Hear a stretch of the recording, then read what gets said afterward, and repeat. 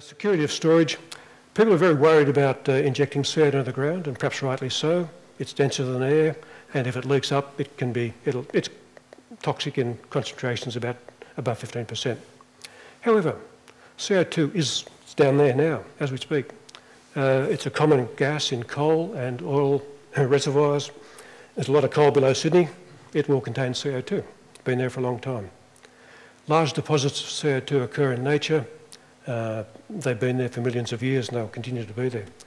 Also, CO2 is reactive, and if the rocks it's injected to are similarly reactive, then the CO2 will be fixed.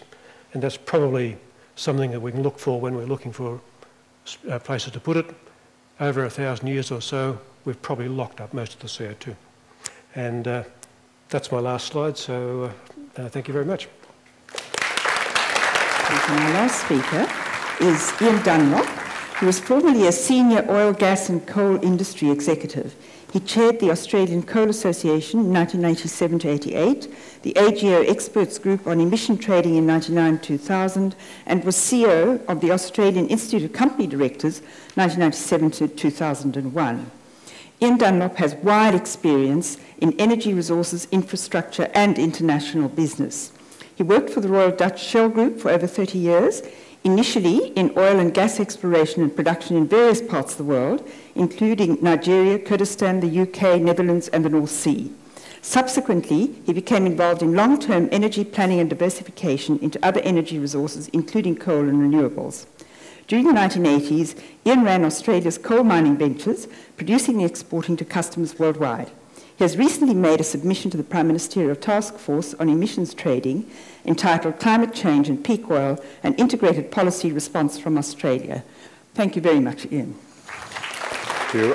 What I'd like to do is to build on the comments that Beverly and Alan have given you in taking a fairly broad global view of the integration of fossil fuels, global warming, and indeed the whole question of sustainability, because in the end, to me, this is really all about global sustainability. The fossil fuel and global warming components are certainly critical, but it is a much bigger set of issues than I think we are tending to think in terms of. So if I could just take a very broad view to begin with, if you go back a decade, in 1998, the world was driven by a whole series of key drivers that people thought were really very positive things. So you had population growth, you had the market economy, you had the fact that people were coming out of poverty around the world, inequality in theory was reducing, and globalization and technological change were absolutely critical to our prosperity, and they have been since the end of, well, certainly the Second World War and long before that. But over the last decade, virtually all of those drivers have actually become what I would argue are strategic risks. What's a strategic risk? Well, if you're in a company as a risk manager, you worry about operational risks. Strategic risks are those big risks outside the organization or outside the country even, which have the ability to completely disrupt or even destroy conventional wisdom and the way we work.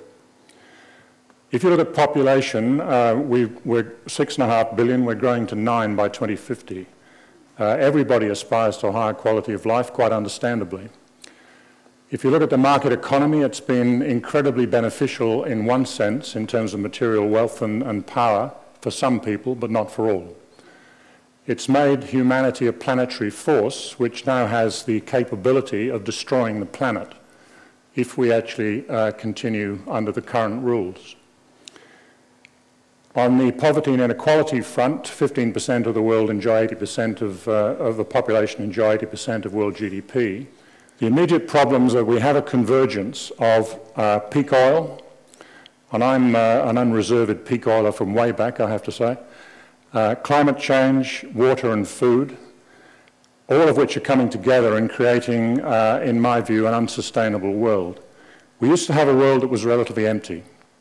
Now we have a world that is relatively full, and we don't actually have the flexibility any longer to keep doing what we have become accustomed to do. But it's not just these four.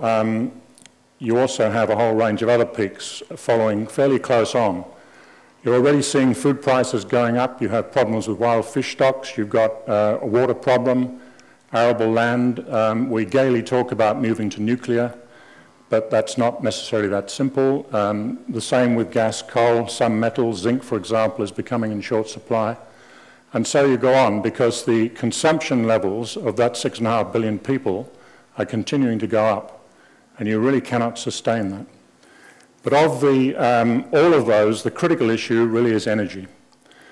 And that's because we've become accustomed to an economy based on cheap energy, based on cheap fossil fuels, as my colleagues have said.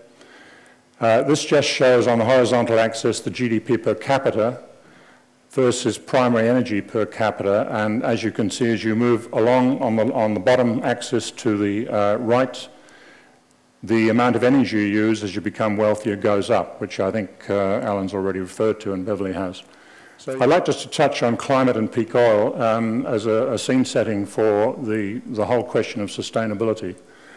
Climate change is really the ultimate tragedy of the commons, and Garrett Hardin, I think, invented the term way back in the 50s, but it was actually Aristotle who started it even a long time before that.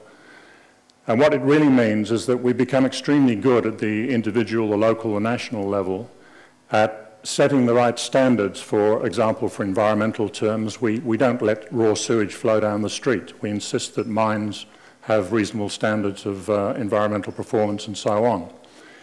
That's all happened very well nationally, but what we don't do is the same thing globally. We've assumed the atmosphere is there for everybody to use. It doesn't cost anything. So we stick carbon in it, and the scientific evidence is increasingly that is really causing us now a major risk, a very major risk. In the interest of time, the peaking of oil is basically because of the way oil is produced from a reservoir. You sort of increase production initially, you reach a peak, and then as you fully delineated the field, and then the oil flow drops off because of depletion in the pressure in the reservoir. The picture that the organisation I'm involved with, ASPO, that Beverly mentioned, has of global supply is this one, which basically shows that oil is the green. You've got heavy oil in here. You've got deep water oil in blue. You have polar, natural gas liquids, and then above that you have gas and non-condensate gas. Now, gas doesn't itself peak until a bit later out here. This is a cumulative graph. But the oil peak is somewhere around now. It may have been passed, we may have passed it already. It could be that we are actually some years away from it. It doesn't really matter terribly much exactly what year. The key issue is the principle, because to solve this takes a long time. And you really have to start thinking about putting solutions in place way ahead of hitting the peak. We haven't done it, and that's why we're starting to see oil prices go up.